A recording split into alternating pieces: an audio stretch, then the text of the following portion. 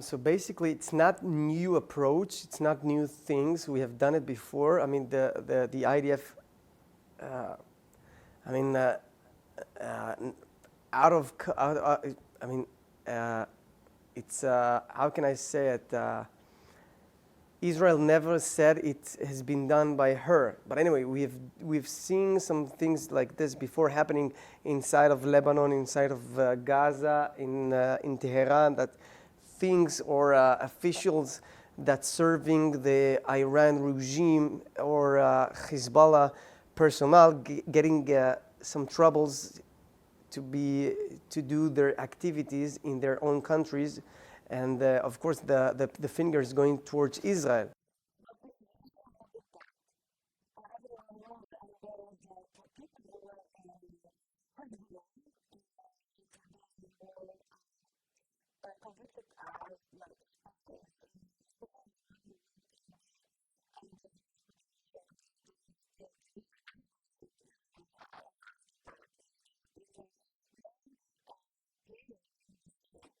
Yeah, so we can assume that Israel did it, and probably uh, so basically the pager stuff. It's going to be game changer because Lebanon and Hezbollah specifically, since October 7th till now, have basically had the control over the life of the resident of the north. I mean, thousands of families moved from the north to the south, to the center of Israel, and he had control. We didn't engage Lebanon military-wise, troops-wise. The IDF, the Air Force, have strike in Lebanon since October 7th till now, but this kind of activity that we are seeing now in Lebanon, I mean, simultaneously about 5,000 beepers are detonating at the same time. That says that we are getting into a new phase in this war in the Lebanon, in the north.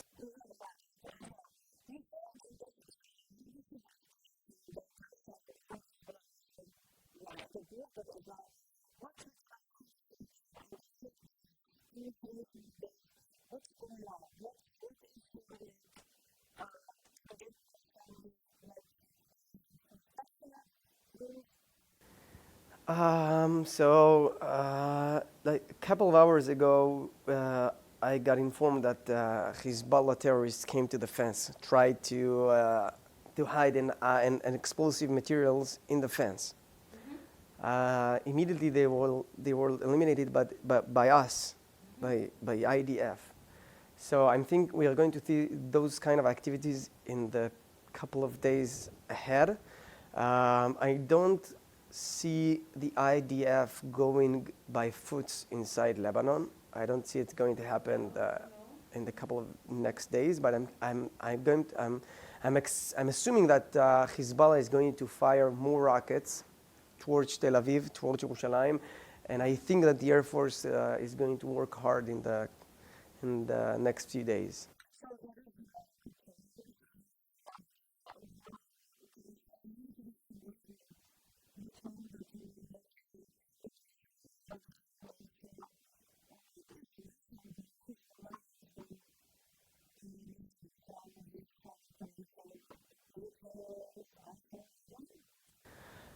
Israel can get whoever she wants. I mean, she can go to different places to do different stuff and to harm anyone who's trying to harm Israeli citizens in Israel, in the state of Israel or outside. So this is just show you that, yeah, we are not attacking you by military force. We're not getting inside of Lebanon, but you should know that we can get inside Lebanon without even being in Lebanon.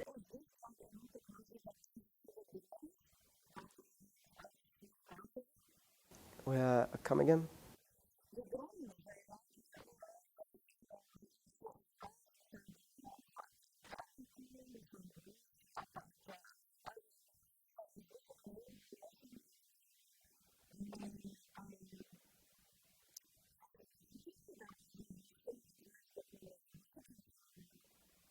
So basically, we saw what happened last time they attacked with drones, not by Lebanon, by Iran.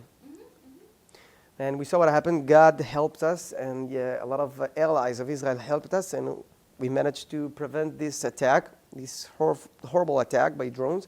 So I think Hezbollah already know that if he would want to attack with drones, it's not going to be very successful for him. Because we have advanced military powers, high-tech air defenses, and much more. I mean, of course, it can hit us, but we can hit harder. Doom and laser systems.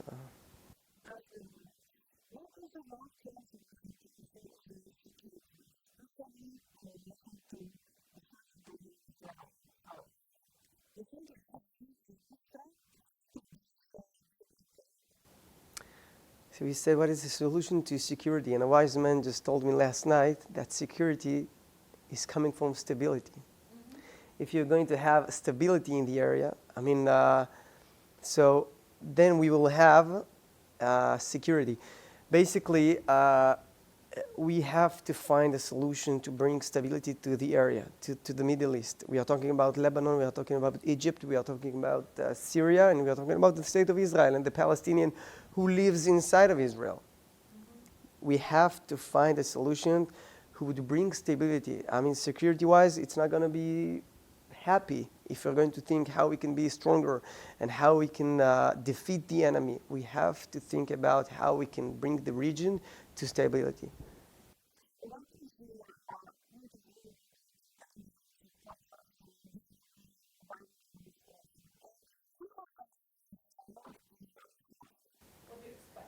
So I'm not that kind of a guy who knows American politicians or even Israeli politicians. I'm a 25 years old guy. I'm just concentrating on believing God, on protecting my own family, to work and to just be alive and to do good for Am Israel. But anyway, we saw Biden on October 7th stood up for the state of Israel. He brought us the ships and he told the states, listen, do not mess with Israel.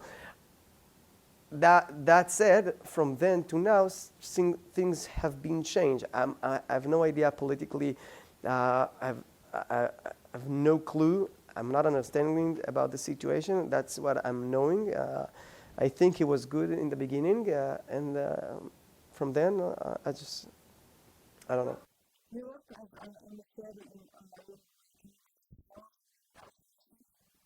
Yeah, it was very fun. So after I finished my yeshiva and the army service, I got offered to travel for a year to South America, to Zionist community, to Jewish community in the diaspora Jewry. They can send you to Manhattan, they can send you to Australia, and they can send you to South America. So I decided to go to South America. I learned Spanish, and you know what? I met my wife there. Yeah. She was an emissary also in Uruguay. She was ambassador there. We helped the community. We basically meant to be a bridge between the Jews who live outside of Israel in the diaspora Jewry and the Jews who live inside of Israel, to be like a Jewish light, Israeli light inside of a foreign community. Mm-hmm. What do you think about October 7th?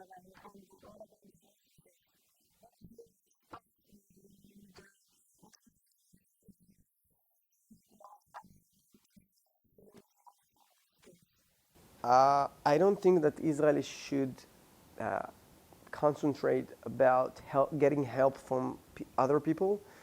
I think we know for many years that we can defend ourselves, and we should. So we got to do what we have to do whether it's going to be a deal or it's going to be take them by force, like we are doing now. We're saying special forces, and we are bringing them numbers by numbers. That's. I'm just hoping that they are still alive and we can bring them home safely, with a deal or by force. Do you think that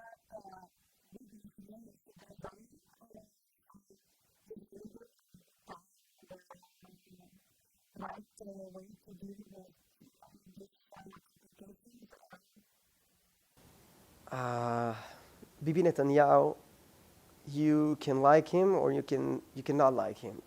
My opinion about him is not a matter because things are always changing. But anyway, he's the right person to lead the state of Israel in this specific time. That's what I have to say. Yeah, he's the right person for this time.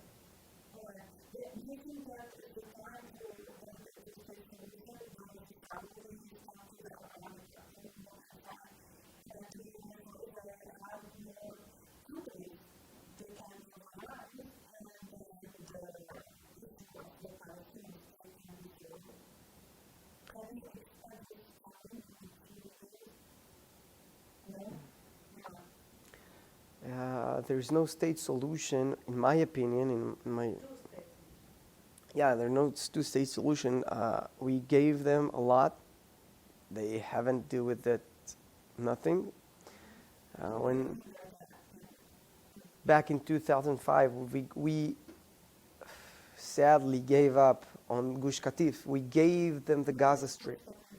The Gaza Strip. It's called Gush Katif. Many Jews lived there. Back in 2005, the government of Ariel Sharon and his friend just gave away this part and some of the Egypt part back to the Arabs, to the Palestinian, and we are seeing what happened. Hamas took over, took the budget, took the money, dug tunnels, and from then till now, he's just exporting terrorism toward the state of Israel. And if they think that the solution is going to be, okay, let's bring them more territory of Eretz Israel, of the state of Israel, is going to change anything, I think it's a misconception.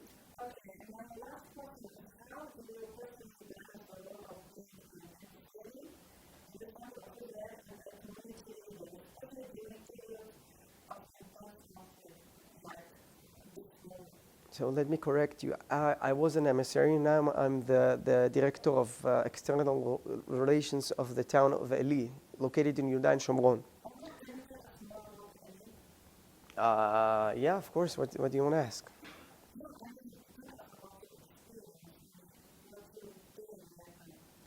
Eli is a beautiful community located on Route 60. See, Route 60 is one of the main artery of Israel. It's like the New Jersey Turnpike. It's one of the biggest routes in Israel. And it's located in Eli. It's located, for example, if you take Hebron and Nazrat, from the south to the north, take the map, smack it, fold it smack to the middle. Eli is right in the middle. Basically, we are protecting Route 60. Since October 17 now, we are suffered many terrorist attacks in Eli. Many Jews have been murdered inside Eli. And we are trying to prevent it by just growing up, to grow the community, to be more, to bring more families into Eli, to make Eli bigger place, and to keep Am Yisrael safe in our way.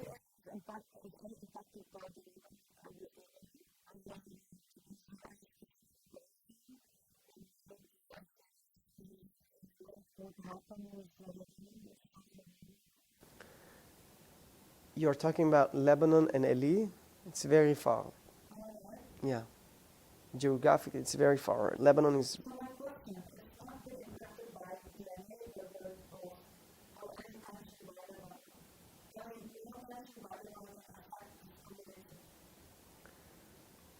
No. I'm in the army. I am located in Lebanon and the Syria border. So it's very far from Eli. But we have our own enemies who are living beside us. Uh, they are our neighbors, but they're trying to kill us on a daily basis.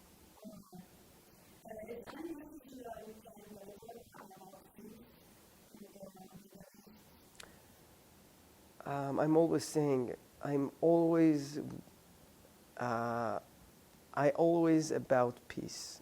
I mean, if you want to shake my hand, I will give you my hand. Let's shake hands. Let's do peace.